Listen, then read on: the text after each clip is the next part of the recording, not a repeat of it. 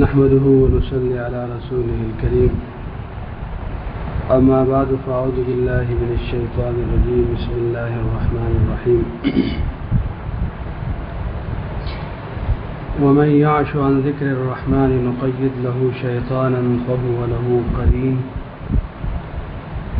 وإنهم ليصدونهم عن السبيل ويحسبون أنهم مهتدون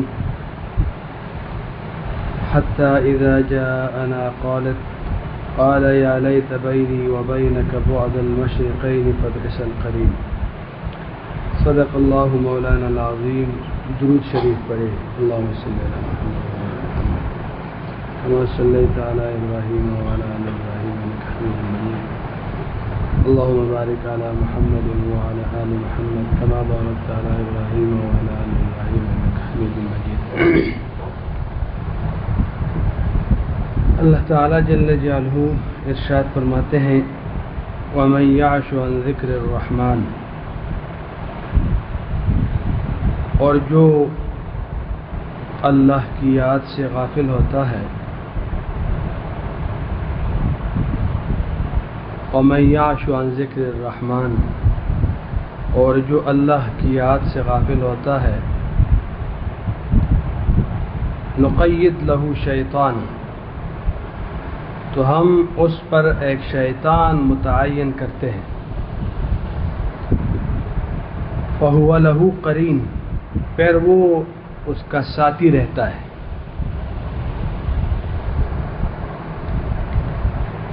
وَإِنَّهُمْ لَيَصُدُّونَهُمْ، اور شیاطین آدمیوں کو راستے سے روکتے ہیں.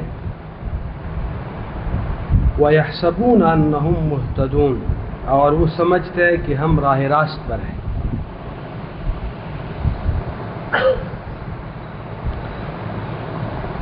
حتی اذا جاءنا، یہاں تک کہ جب وہ ہمارے پاس آئے گا. قال یا لیت بینی وبینک بعد المشرقین فبئس القرین، تو کہے گا اے کاش میرے اور تیرے درمیان مشرق اور مغرب کی دوری ہوتی، بس کیسا برا ساتھی ہے. یہ ترجمہ جو ہے حضرت مولانا احمد علی لاہوری رحمہ اللہ کی. اس کی حاشی پہ ایک آیت والے صاحب نے لکھی ہے، وہ بھی عرض کرتا ہوں، اور ویسے ایک بات عرض کی ہے وہ بھی عرض کرتا ہوں. قرآن مجید میں ایک اور آیات ہے، اللہ تعالیٰ جل جلالہ میں فرماتے ان الذین اتقوا اذا مسهم طائف من الشیطان تذکروا،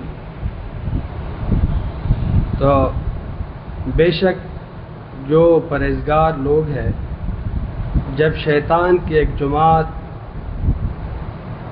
ان کے اوپر حملہ ور ہوتی ہے، وہ یعنی وساوس کے ذریعے سے ظاہر بات ہے ویسے حملہ شیطان کر نہیں سکتے،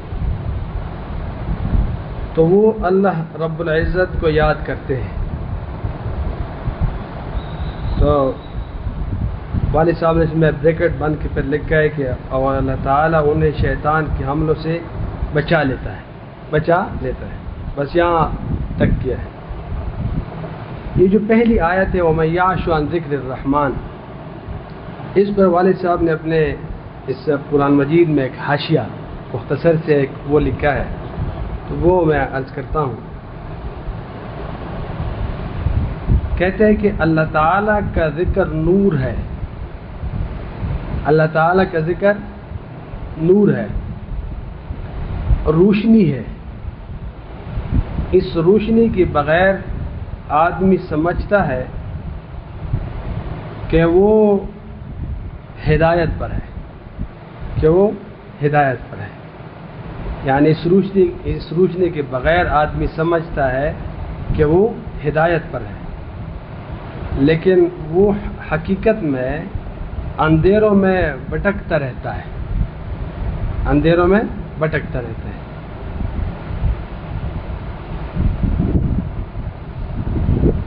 ان آیتوں سے معلوم ہوا کہ بندہ اللہ تعالیٰ کی یاد سے غافل ہوتا ہے تو وہ بالآخر شیطان کا پیروکار بن جاتا ہے.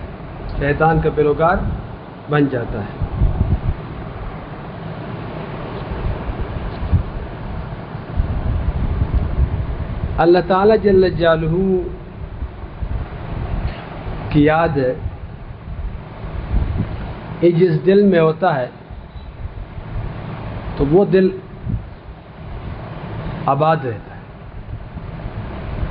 وہ دل ویران نہیں ہوتا، دل آباد ہوتا ہے. اور جس دل میں اللہ نہیں ہوتا اس دل میں پھر شیطان ہے.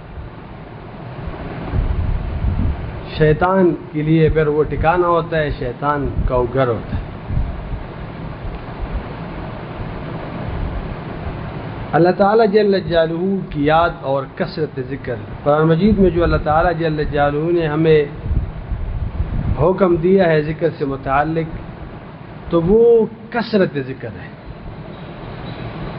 یہ بات جو ہے یہ ہمیشہ ہمیں یاد رکھنی چاہیے کہ اللہ تعالیٰ جل جلالہ جو قرآن مجید میں جگہ جگہ ارشاد فرماتے ہیں یا ایھا الذین آمنوا اذکروا اللہ ذکرا کثیرا، تو وہ ذکر کے بارے میں کثرت ذکر کے بارے میں کہتے ہیں. اور اذا لقیتم فئۃ فاثبتوا واذکروا اللہ کثیرا، تو وہاں بھی واذکروا اللہ کثیرا کہتے ہیں. اور جب جمعے سے انسان فارغ ہوتا ہے تو وہاں بھی اللہ تعالیٰ جل جلالہ کثرت ذکر کا کیا کہتے ہیں فرماتے ہیں. ذکر قلیل کے بارے میں اگر فرمایا تو وہ منافقین کے بارے میں فرمایا ہے کہ وَلَا يَذْكُرُونَ اللَّهَ إِلَّا قَلِيلًا، اللہ تعالیٰ کو کم یاد کرتے ہیں. تو اللہ تعالیٰ جل جلالہ نے ہمیں جو حکم دیا ہے وہ کثرت ذکر کا بتایا ہے کہ اللہ کی یاد وہ کثرت سے ہو. تو مطلب یہ ہے کہ جو ہمارے روح کے علاج اور غذا ہے وہ کثرت ہے. ذکر کے جو برکات، انوارات، خیرات، فوائد اور اس سے جو چیز جو حاصل ہوتی ہے وہ کثرت سے متعلق. اللہ تعالیٰ جل جلالہ جب ہمیں کوئی حکم عطا کرتے بے شک وہ اپنی یاد کی ہو، وہ اپنے تعریف کی ہو، حمد کی ہو، شکر کی ہو، یہ سب ہمارے فائدے کے. رب العالمین عظیم ذات ہے، ہمارے یاد کرنے پورے انسانیت اول تا آخر آدم علیہ السلام سے لے کر تا قیامت اولین اور آخرین جمع ہو جائے، اللہ کی بڑائی صبح و شام کرتے رہے، فرشتے لگے رہے اور جتنے ہیں اسی طرح ارب اور لگے رہے. اللہ تعالیٰ کی کبریائی میں، اس کی بڑائی میں، اس میں عظمتوں میں، اس کی جلال میں کوئی فرق نہیں آتا. اور اگر سب مخلوق اور وہ یہ انسان بن جائے اور پھر باغی بن جائے، اللہ تعالیٰ کی بادشاہت میں کوئی فرق نہیں آتا. وہ عظیم ذات ہے، جس چیز کی ہمیں زیادہ ضرورت ہوتی ہے اس چیز کا ہمیں تاکید زیادہ کرتی ہے. وہ ہماری ضرورت ہے. وہ کیا ہے؟ ہماری ضرورت ہے. تو اللہ تعالیٰ جل جلالہ نے ہمیں کثرت کا بتایا ہے کہ کثرت سے اللہ کی یاد. جو سمجھدار لوگ ہوتے ہیں اللہ تعالیٰ اس کے بارے میں فرماتے ہیں کہ اولو الالباب کے بارے میں الذین یذکرون اللہ قیاما وقعودا وعلی جنوبہم ویتفکرون فی خلق السماوات والارض ربنا ما خلقت ھذا باطلا. تو وہ اٹھتے بیٹھتے لیٹتے ہر وقت میں کیا ہوتا ہے؟ اپنے رب کو یاد کرتے. ایک بڑے بزرگ گزرے ہیں، ولی اللہ گزرے ہیں، وہ کہتے ہیں کہ جب اللہ تعالیٰ جل جلالہ مجھے یاد کرتے ہیں، جس وقت یاد کرتے ہیں مجھے پتہ ہوتا ہے. ایمانی صفات میں والد صاحب نے بات لکھی ہے. تو کسی نے پوچھا کہ کیسے آپ کو پتہ چلتا کہ اللہ تعالیٰ جل جلالہ اس وقت آپ کو یاد کرتے ہیں؟ تو فرمایا کہ اللہ تعالیٰ جل جلالہ نے قرآن مجید میں فرمایا ہے فاذکرونی اذکرکم، آپ مجھے یاد کریں تم مجھے یاد کرو میں آپ کو یاد کروں. تو جب میں یاد کرتا ہوں تو مجھے اندازہ ہے کہ رب العالمین مجھے یاد کرتا، رب العالمین مجھے یاد کرتا. تو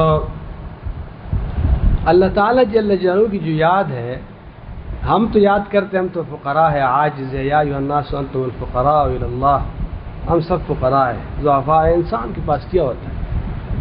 انسان تو سراپا عجز ہے، سراپا فقر۔ انسان کی اس دنیا کی عزت کیا عزت ہے، اس انسان کی صحت کیا صحت ہے، کون سی چیز ہے کہ وہ کیا ہے آنن فانن ساری چیزیں ختم ہوئی، پتہ ہی نہیں ہے۔ یہ دعائیں کی بند ہو جاتی، ختم، معاملہ ہی ختم، کیسے ہی ختم، بس۔ کتنی بچات ہے، کتنے ناز انسان کو اپنی چیزوں پہ اور اپنے نسبتوں پہ کہ یہ میرا وہ میرا، کچھ بھی نہیں ہوتا جب دعائیں کی بند ہو جاتی۔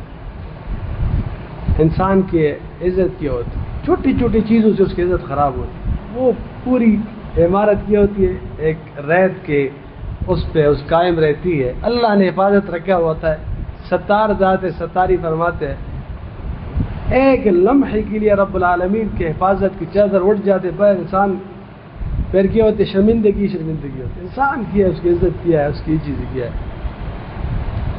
تو اللہ تعالیٰ جل جلالہ تو عظیم ذات ہے، ہمارا یاد کرنا تو کیا ہوتا ہے، ہم تو یاد کرتے ہیں، وہ یاد کرتے تو نعمتوں سے یاد کرتے ہیں، ہم تو فقراء ہیں، ہمارے پاس تو کچھ بھی نہیں۔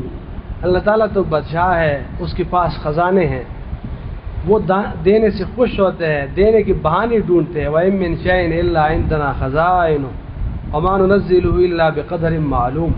اس کے پاس تو اتنے ہیں، اتنا سخی ہے، جواد ہے، کریم ہے، مہربان ہے، وہ دینے سے خوش ہوتا ہے، وہ نوازنے سے خوش ہوتا ہے، وہ بہانے ڈھونڈتے ہیں نوازنے کے لیے۔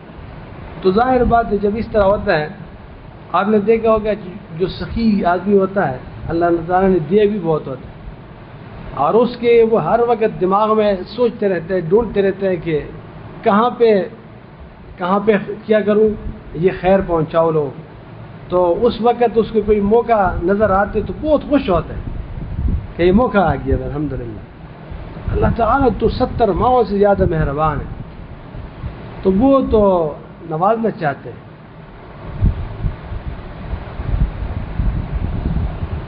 والد صاحب ایک بات یاد آئی، شاید آپ لوگوں نے سنی ہوگی، وہ کبھی کہتے تھے کہ اللہ تعالیٰ جل جلالہ یہ پہاڑ جو ہے نا کربوا کے پہاڑ کی طرف کبھی اشارہ کرتے کہ یہ پہاڑ مجھے اللہ تعالیٰ سونے کے بنا کے دیتے تاکہ میں لوگوں کو کیا کرتا، میں تقسیم کرتا۔ پھر متصل ایک بات کرتے، ویسے ہنستے ہنستے کرتے تھے، اس کی بڑی گہری بات ہوتی تھی، چلتے چلتے ایک زوردار بات کرتے تھے، لیکن وہ بہت گہرائی ہوتی تھی اس میں۔ پھر کہتے تھے کہ اللہ تعالیٰ مہربان علیم ذات ہے، وہ کہیں گے مختار الدین میرے بندوں کو خراب کرے گا، میرے بندوں کو خراب کرے گا، یہ پیر زیادہ دے گا اس کو۔ انسان تو نہیں سمجھتا اللہ تعالیٰ جل جلالہ کیا سب سے اہم چیز اللہ اس کے ایمان کی حفاظت۔ تو حدیث مبارک کا جو مفہوم ہے طویل حدیث ہے، بعض لوگوں کو اللہ تعالیٰ جل جلالہ نوازتے ہیں، اگر نہ نوازے اس کا ایمان خراب ہوتا ہے، بعض کو نہیں نوازتے، اگر اس کو نوازے تو اس کا ایمان خراب ہوتا ہے، بعض کو نہ نوازے سے خراب ہوتا ہے، بعض کو نوازے سے خراب ہوتا ہے۔ ہر کسی کا اپنا خیال رکھے، بندہ تو نہیں سمجھتا، وہ تو دیکھتے رہتے کہ بس دے دو یہ دے دو۔ کتنے والدین نے اپنے اولاد کو خراب کیا زیادہ پیسے دینے سے، تو والد صاحب نے کہا کہ پھر اللہ تعالیٰ کہیں کہ یہ کیا ہے، یہ میرے بندوں کو خراب کرے، اس کو پیسہ زیادہ نہ دو، اس کو پیسہ زیادہ نہ دو۔ تو عرض یہ کرنی ہے کہ اللہ تعالیٰ تو مہربان ذات ہے، اس کے پاس خزانے ہیں، ہاں خزانے وہ عطا کرتے ہیں، اس کی مصلحت ہے، ہر کام اس کے کیا ہے، حکیم ذات ہے، حکمت پر ہے۔ تو فاذکرونی اذکرکم، اللہ تعالیٰ یاد کرتے ہیں، وہ عطا پہ یاد کرتے ہیں، وہ کس پہ یاد کرتے ہیں، عطا پہ یاد کرتے ہیں، اللہ تعالیٰ جل جلالہ پہ عطا کرتے ہیں۔ اللہ تعالیٰ جل جلالہ کی یاد بہت عظیم ہے، بہت عظیم ہے۔ آپ اندازہ لگائیں کہ جب رب العالمین کسی کام اور کسی چیز کے بارے میں فرمائیں کہ وَلَذِكْرُ اللَّهِ اکبر،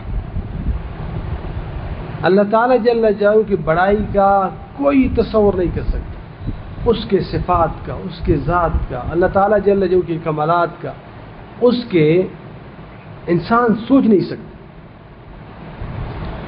تصور نہیں کر سکتا۔ تمام انبیاء علیہم السلام وہ اللہ تعالیٰ جل جلالہ، ہم تو عام لوگ تو جو عام انسان ہیں یا عام مسلمان ہیں وہ تو رہنے دیں، اولیاء اللہ اس کو بھی رہنے دیں، صحابہ کرام رضوان اللہ علیہ کو بھی آپ چھوڑ دیں، تو انبیاء علیہم السلام تمام انبیاء علیہ السلام ابد الاباد تک، یعنی یہ قیامت تک، قیامت کے بعد کی جو ابد الاباد تک زندگی ہے، اللہ تعالیٰ جل جلالہ کی بڑائی کا سوچے تو اس کی بڑائی پر احاطہ نہیں کر سکتے. وہ آخر میں یہی کہیں گے کہ اللہ اکبر، اللہ اسی بھی بڑا ہے.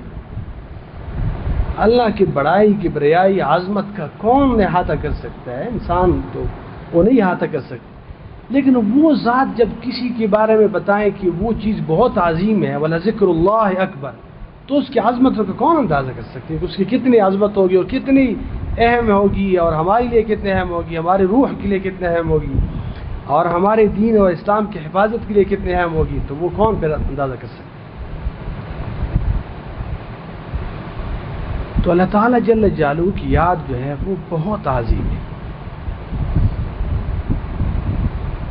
اصلاح میں، اپنے دل کی پاکیزگی اور طہارت میں، یہ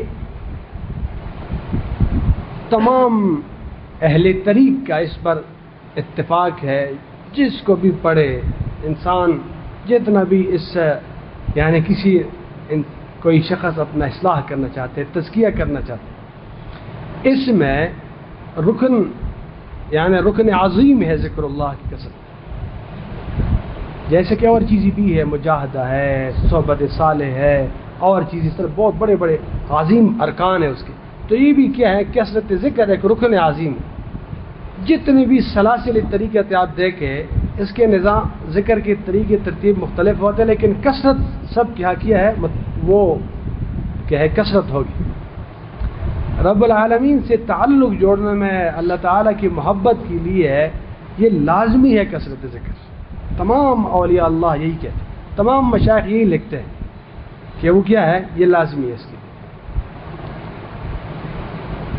تو اس وجہ سے یہ ہمارے دین کی، ہماری ایمان، ہماری اس کی کیا ہے؟ اسی کی ضرورت ہے، کثرت ذکر. اور اکابر اور مشائخ بڑے طریقے کے ساتھ کثرت ذکر کے عادی بناتے ہیں. کیا کرتے ہیں؟ عادی بناتے ہیں. کبھی کہتا ہے یہ ضرب لگاؤ، اور کبھی کہتے ہیں پاسن پاس کرے، اور کبھی کہتے ہیں کہ دل اللہ اللہ کرے، کبھی کہتے بس وہ کیا کرتے ہیں؟ ہر وقت ایک ہی فکر دیتے ہیں کہ اب رب دیکھ رہے ہے اور رب کی یاد ہے. بس وہ ایسے زبردست شغل میں مشغول کرتے. اللہ تعالیٰ بہترین جزائے خیر عطا فرمائیں کہ جو لوگ اللہ کیا ہوتے ہیں اسی نام میں مشغول رکھتے ہیں. تو دیکھیں اللہ تعالیٰ جل جلالہ کی یاد جو ہے بڑی عظیم دولت ہے. ہمارے یعنی جب انسان اس پہ غسل واجب ہو تو اب اللہ تعالیٰ جل جلالہ کی کلام کی تلاوت نہیں کر سکتے. حکم یہ ہے کہ تلاوت بھی نہیں کر سکتے، ہم پابندی ہے.